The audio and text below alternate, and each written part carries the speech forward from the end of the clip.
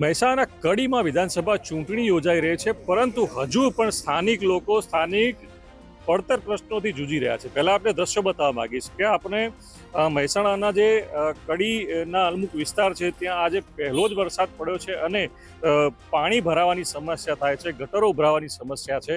તેનાથી લોકો જૂજી રહ્યા છે, લોકો પરેશાન છે, રોગચાળાની દહેશત વર્તાય છે. અને આ પ્રશ્નો અત્યારના નથી કે આ પહેલો વરસાદ છે, આ દર વર્ષની સમસ્યા છે. પરંતુ નગરોળ તંત્ર છે જાણે કે હજુ સુધી આ સાંભળતું જ નથી. ત્યારે જે ઉમેદવારો જે ચૂંટણીમાં મત માંગવા આવે એટલે વચનો આપે પ્રશ્નો સોલ્વ થઈ જશે, પરંતુ સોલ્વ થતા નથી. કેવા પ્રશ્નો, કયા વિસ્તારના સ્થાનિક લોકો સાથે વાત કરીશું. કયા વિસ્તારની કેવી સમસ્યા છે પાણી ભરાવાની, ગટરોની? આ સળંગ જે ફાટકથી મોડીને ઠેઠ મધુસૂદન નીકળીએ તો સુધીનું પાણી ઠેઠ ઊંધી ભરાય છે, બરાબર. અને ચોમાસામાં તો નીકળે એવું જ નથી રહેતું. અને રોગચાળો ફાટી નીકળે, ડેન્ગ્યુના 10 કેસ આવ્યા હતા અમારા ફ્લેટમાં. અત્યારે ઉમેદવારો મત માંગવા આવે છે તો તમે શું કહેશો? હવે મત આપવા બહિષ્કાર કરવો પડે ને. જો ઊંધી વ્યવસ્થા ના થાય કચરાની, પાણીની, ગટરની, તો પછી ચૂંટણી બહિષ્કાર જ કરવો પડે ને. આ કયા વિસ્તાર, કયા સોસાયટી ને ફ્લેટની આગળની સમસ્યાઓ છે? અક્ષરધામ, પછી પેરાલાઇટ, ગોકુળધામ સોસાયટી, સ્ટારલાઇટ, બધી સોસાયટીઓમાં પાણીની, ગટરની સમસ્યા છે. પાણી મહત્વે કડીમાં કયા વિસ્તારોમાં ભરાઈ રહે છે સામાન્ય વરસાદ? સાહેબ, આખું કડી જોઈએ ને તો થોડા વરસાદમાં જ પાણી ભરી જાય છે આખા કડીમાં, જ્યાં જુઓ ત્યાં. આ કડી સોનાની દડી નહીં પણ પાણી નગરી કહીએ તો ચાલે. હવે લોખંડની થઈ ગઈ છે, કોઈ સાંભળતું જ નથી. એટલે એવું નહીં લાગતું કે આ સોનાની દડી કહેવાય છે કડી, કે પાણીમાં ડૂબીને હવે લોખંડની થઈ? આ લોખંડની કટાઈ ગઈ સાહેબ.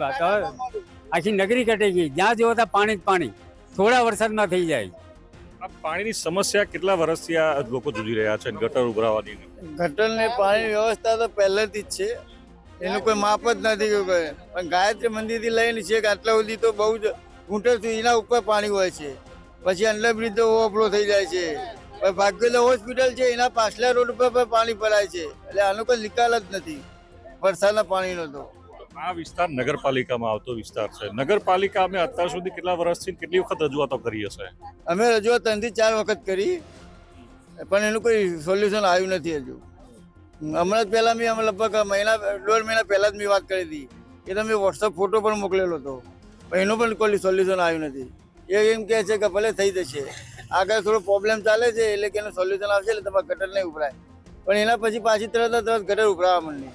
સ્થાનિક જે આગેવાનો છે અથવા તો પ્રમુખ છે નગરપાલિકાના, કોર્પોરેટરો છે, કોને રજૂઆતો કરી છે અને શું જવાબ મળે? એમાં જે હાલનો જે મેઇન હેન્ડલિંગ છે એને આપેલું છે, એટલે પાણી આ ગટર સફાઈ માટેનું, ગટર સફાઈ માટે આવેલું છે, એને મેં જાણ કરેલી હતી. અને જે કચરાવાળું છે, કચરાનો જે મેઇન હેન્ડલિંગ છે એને આપેલું છે એને વાત કરેલી છે. તો મહિલાઓ સાથે પણ વાત કરીશું. આપ જણાવશો કે શું પ્રશ્ન છે, શું સમસ્યાઓ છે? અમારે તો કાંઈ નહીં ભાઈ, આ પાણીનો નિકાલ લાવવો જોઈએ. કારણ કે છોકરાને આવવા જવાની તકલીફ પડે છે, સ્કૂલોમાં જવું હોય તો બસમાં ઉતરવું જ કેવી રીતે? પાણીમાં પગ મૂકીને બહાર નીકળવું પડે એમને. આ ગટરો તો ફૂલ ઉભરાય છે, એટલે કોક નિકાલો આનો લાવવો જોઈએ. એવું નથી લાગતું કે જો પુરુષો તો કદાચ 2 વ્હીલર કે 4 વ્હીલર લઈને નીકળી જાય, પણ મહિલાઓને સામાન્ય નાના કામ માટે, શાકભાજી લેવા માટે આ પાણીમાં હેરાન થવું પડે છે? હા, પુરુષો તો ગમે તે સાધન ઉપર જ, મહિલાઓ કેવી રીતે જોઈએ? અંદર પગ મૂકીને જવાનું ને પગ મૂકીને આવવાનું. ખરાબ થાય, પગ ખરાબ થાય ને ડેન્ગ્યુ ને બધું રોગો ફાટી નીકળશે તો કોણ જવાબદારી લેશે? રોગચાળો ફાટી નીકળે તો કોણ જવાબદારી? આપણે દ્રશ્યો પણ બતાવવા માંગીશ કે આપ જુઓ છો કે નાના બાળકો લઈને જે વાલીઓ આવે છે એમને પણ આ બધી સમસ્યાઓનો સામનો કરવો પડે છે કે પાણી ભરાયેલા હોય છે અને નાના બાળકોને શાળાએ લઈ જતા લાવવામાં પણ મુશ્કેલી પડે. કેવા પ્રકારની સમસ્યાઓ થાય છે આ પાણી ભરાયેલા હોય? હા, પાણીમાં અહીંયા બીમાર પડે છોકરાઓ, આટલું પાણી ભરાઈ રહે એટલે શું થાય? તો હા, વરસાદ નહીં આવતો ત્યારે પાણી ભરેલું હોય છે. હા, એટલે અહીંયા એટલા મોકલાય નહીં, એમ પડે કે ભાગી જાય, હાથ પગ ભાગે, એ જોવું પડે ને એમને. અહીંયા એવું નથી કે ભાઈ વરસાદ આવે તો જ પાણી ભરાય, એમને પાણી ગટર ઉભરાય જ છે. એમની મેં આ ગટરની સમસ્યા તો સહજ અમારે ઉભરાય જ છે. ગટર 6 મહિનાથી એ સમસ્યા સહજ અમારે, 6 મહિનાથી કોઈ નિકાલ આવતો નથી એનો. એક તરફ તો સરકાર વાત કરે છે કે ભાઈ સ્વચ્છ ગુજરાત, સ્વચ્છ ભારત, તો આ 6 મહિનાથી નગરપાલિકા કોઈ આવે છે જવાબદારી લેવા કે કોઈ જોવા આવે છે? હવે વોટિંગ આવી એટલે આયા જોવા માટે. આજે રેલી નીકળી એમને નહીં જોયું હોય? આજે રેલી નીકળી અત્યારે હાલત તો એમને નહીં જોયું હોય કે આ સમસ્યા કેવી છે. તો આપણે ધ્યાનમાં દોરવું હતું ને કે હે? આ સમસ્યા હલ કરો. આ રેલી નીકળી અમે તો ઉપર હતો ને હું તો કહેત જ ગાડી બેહેલા ઉતારત ને હું તો નીચે અને બોલત કે ઉતરો નીચે અને આ જોવો અમારી સમસ્યા. હા આપ જણાવશો કે આ સમસ્યાઓના કારણે કેવા કેવા પ્રશ્નો ઊભા થાય છે? ખાસ કરીને આપ વૃદ્ધ છો, બહાર જવું આવું તકલીફ પડે. સાહેબ તકલીફ પડે છે અને ડેન્ગ્યુ પોરે 10-15 ના ડેન્ગ્યુ થયું હતું ફ્લેટોમાં. 10 કેસ આવી ગયા હતા પોરે. એટલે આ સમસ્યા તો આનો ઉકેલ તો લાવવો જ પડે ને સાહેબ. કઈ સોસાયટીઓનો ફ્લેટો છે અહીંયા? અક્ષર આપ જણાવશો કઈ સોસાયટીનો ફ્લેટો છે અહીંયા? ગાયત્રી, પછી આ ગાયત્રી થી બધી સોસાયટીઓનો બધો પાણી ભરાય છે. સ્કાલલાઈ, આ અક્ષરધામ, રાજ મંદિર, બધું આ છેક ઊંધીની ગટરો, એમાં કેવું કેવું પાણી આવે એની તો કોઈ નક્કી જ નહીં. નાવાનું ધોવાનું બધું આવે એટલે એ પાણી કેવું હોય એટલે પગ બધાને પેલા એવા થઈ જાય તો પછી આનું કોણ જવાબદારી? અહીંયા જે મત માંગવા આવેલા હતા ઉમેદવારો કોઈ દિવસે તમે એમની આગળ કોઈ રજૂઆત કરી કે પછી મોટું ઊંઘ તો આયા જ નહીં, પણ લેવાનું થાય એટલે તરત આવી જાય. કારણ તો ઘરે ઘર વાપરો, એમની તો કોઈને કશું વાપરતું નહીં. કા કઈ સોસાયટી કોણ રહેશે? આ વખત આ વિસ્તારમાં તો નથી કોઈ કાગળો વેચવા આવે, નથી વોટ માંગવા આવ્યા, કોઈ વોટ માંગવા જ નથી આવ્યા. ના અમારા વોટિંગ ના કાગળિયા અમને નથી આપ્યા હજી. તો અમે સી રીતે વોટિંગ કરવા જઈશું કોહેડો? તો અમને તો કાગળિયા આપવા આવશે તો અમે તો હવે મુદ્દા જ કહેવાના એમને કે અમારી સમસ્યા લાવો પછી અમે વોટ આપવા આવીશું. એ વગર અમે વોટ આપવા આવીશું નહીં. શું કહેશો કે વડીલા તમે? મારી આગળ જે કાગળ આવ્યા છે ભાજપનું, એમાં વિદ્યા મંદિર મને સ્થળ બતાડ્યું છે ને ઇલેક્શન કમિશનના જે કાગળી આવ્યા એમાં મને આ ડાયાબીસ સંકુલ બતાવ્યા. હવે મારે વોટ ક્યાં આપવા જવાનો? હવે આ સમસ્યા કે વોટ ક્યાં આપવો એ સમસ્યા થાય છે.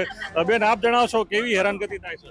બહુ જ હેરાનગતિ. અહીંયાથી એક્ટિવા લઈને નીકળવું તો નથી નીકળી શકતા. તો બાળકો કેવી રીતે બહાર જઈ શકે? નહીં ટ્યુશન જવાનું કેવી રીતના મોકલવા બાળકોને અહીંયાથી? તો પાણી તો કાયમ માટેની પાણીની તકલીફ તો રેગ્યુલર સજ અહીંયા ભરાવાની. તો એનો જવાબદાર કોણ? બાળકો મારા બાબાને ડેન્ગ્યુ છે તો કોણ જવાબદાર? તમે સફાઈનો વેરો બધો ભરતા હો છો તો તમારો નાગરિકોનો હક છે કે તમે સવાલ ઉઠાવો અને સફાઈ માગો તો તમે એ માટે નગરપાલિકામાં તમે હક તમારે માગી શકો છો. આ તો કચરાની ગાડીવાળાને ફોન કરી તો કોઈ જવાબદાર નહીં ફોન લાગતા. અને 2280 વેરો ભરીએ કમ્પ્લીટ રેગ્યુલર વેરો લેવા ટાઈમસર આવી જવાનું. તો પછી કે અમારું અહીંયા કોણ રણી થાય, કઈ હાના થાય તો? રોડ બાજુમાં કઈ બાળકો જઈએ કે સાઈડમાં થઈને શું માંગણી કરશો તમે? બસ અમારે તો માંગણી એ જ કે અહીંયાથી અમને ક્લિયર રસ્તો કરી આલો. બસ અમારે બીજી કઈ માંગણી નહીં. અમારા ચોખવટ થવી જોવો. માત્ર સ્વચ્છતાની વાત છે. શું કહેશો? કચરાનો પણ સમસ્યા છે. નગરપાલિકા ટેક્સ લે છે પણ કચરો લેવા ગાડી નથી આવતી. આ કચરો લેવા ગાડી નથી આવતી. આ કચરો બધો પડી રહ્યો છે અને આ રોડ આ પાણી ભરાઈ ગયું છે, પાણી જતું નથી. અને છોકરા જાય આવે ગાયત્રી મંદિર સુધી પાણી આટલું ઊંચું હોય છે.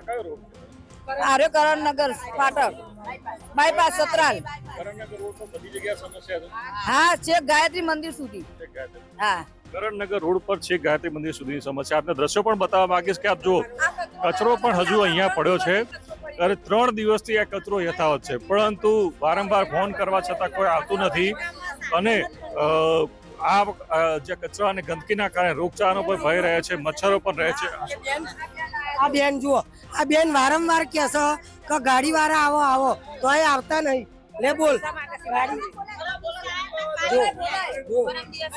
કાલે નહીં આયા, 3 દિવસથી નહીં આવતા. જોયું આપ, 3 દિવસથી સફાઈ કર્મચારી જ કહે છે કે 3 દિવસથી કર્મચારી નથી આવતા. શું કહેશો? નગરપાલિકામાં કશું સાધન જ નથી, યુઝ જ નહીં થતું. આ અંદર બીજમાં પેલો માણસ મરી ગયો, એ ખાલી રૂપિયા આપી દેવાના એટલે પતી ગયું. નગરપાલિકા શાબાશ, એનું સેજ જે સાધન જ નથી ને, કદી સોલ્યુશન જ નથી ને સેજ જે નગરપાલિકા વાળાનો. કોણ જવાબદાર? ખાલી બસ માતા પિતાને ગમે તે મરી જાય એટલે રૂપિયા આપી દેવાના એટલે પછી બધા રાજી. અને વેરો ના ભર્યા તો આઈને કાપી જવાનું બધું. આ તો ખોટું ના પડે કે વેરો ભરવાનો પણ સફાઈ કરવાની નહીં, અને વેરો ના ભરો તો કનેક્શન કાપવાનું. જે પેલો છોકરો મરી જતો અંદર બ્રિજમાં પાણી ભરાય હતું, છોકરો મરી જતો તો આજુબાજુ વાળી સોસાયટીઓ વાળા બધા દ્વારા લાઈન દોયડા લાઈન બધા ઉતારીને બહાર કાઢ્યો હતો. નગરપાલિકામાં કશું સદ નહીં ને, ખાલી માણસ કહેવાના નગરપાલિકા વાળા, પણ કશું કરી જ નહીં શકતા. કદી જોવા જ નહીં આવતા. અહીં ટ્રાફિક કેટલો જામ થાય છે. સ્કૂલ વર્ધીઓ વાળાનો છોકરાઓ મેળવા જવાના વાળા જેટલો ટ્રાફિકમાં જામ ઉભા રહે તો સાહેબોના ફોન આવે કે ચમ હજુ છોકરું લેટ પડ્યું છે, પણ અહીંયા જોવા આવે તો ખબર પડે નગરપાલિકા વાળાનો જેટલો ટ્રાફિક હોય છે. કાલે 4:30 વાગ્યાથી 7:30 વાગ્યા સુધી ટ્રાફિક જામ હતો, તો પછી એ છોકરાને જવા આવવાનું કેવી રીતના? તો એનો તો સોલ્યુશન લાવવું પડે ને. તો આ છે કડીની સમસ્યા કે જેમાં ટ્રાફિક જામ થાય છે, પાણી ભરાય છે, ગટરો ઉભરાય છે, કચરો લેવા કોઈ આવતું નથી, અને આ એક વાર નહીં પરંતુ વારંવારની સમસ્યા છે. ત્યારે આ ચૂંટણી ટાણે સ્થાનિકોમાં રોષ વ્યાપ્યો છે અને સ્પષ્ટ જણાવે છે કે આ વખતે તો આ અક્ષરધામ ફ્લેટમાં કોઈ મત માંગવા પણ નથી આવ્યું. એટલે કે એમને પણ ખબર છે ઉમેદવારોને કે કાર્યકરોને કે આ વિસ્તારમાં તો રાડ પડી છે, જઈ નહીં શકાય, અને કોઈ ખરેખર આવ્યું પણ નથી. હવે જોવું એ રહ્યું કે આ સ્થાનિક લોકોની સમસ્યા ઉકેલાય છે કે પછી જૈસે તેની સ્થિતિ રહે છે અને લોકોએ આ પ્રશ્નો સાથે જ જીવવાનું શીખી લેવું પડશે. મહેસાણાથી મનીષ મિસ્ત્રી, ગુજરાત.